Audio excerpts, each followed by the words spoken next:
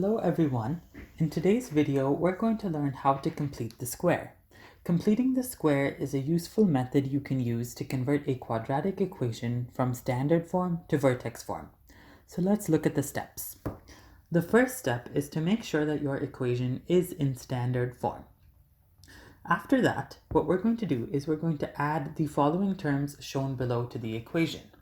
Normally, standard form is just y is equal to ax squared plus bx plus c, but we're going to add this b over 2 squared term. And we also have to remember to subtract that from the equation so that we don't change its value. What that does is it allows us to create a perfect square trinomial within these first three terms. So in step 3, now that the first three terms form a perfect square trinomial, we can factor these three terms together. So we're going to factor these. And then our last step is to add the last two terms together. So that would be these terms circled over here. And after we finish all these steps, our equation will be in vertex form. It'll be in the form y equals a multiplied by x minus h squared plus k, where the vertex is given by the point hk. So let's apply these steps to a simple practice problem. So here we have an equation of a very simple parabola, and what we can do is we can use those steps to find the vertex form. So it's already in standard form, so now our next step will be to find the b over 2 squared term and add and subtract that to the equation. So our first term stays the same, it's still x squared. Our second term stays the same, it's still minus 4x.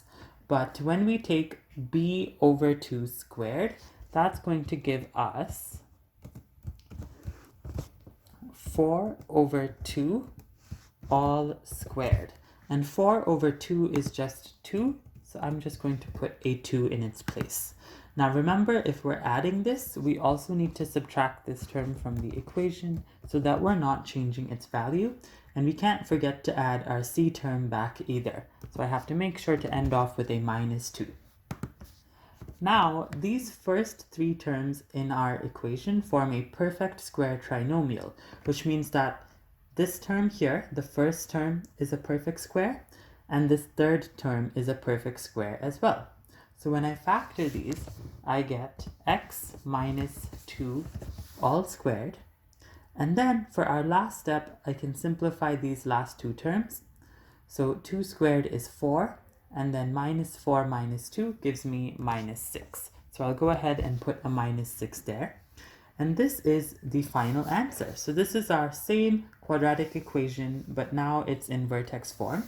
And the vertex here, so the vertex is going to be given by the point 2, 6, because we take the h value and the k value to get our vertex.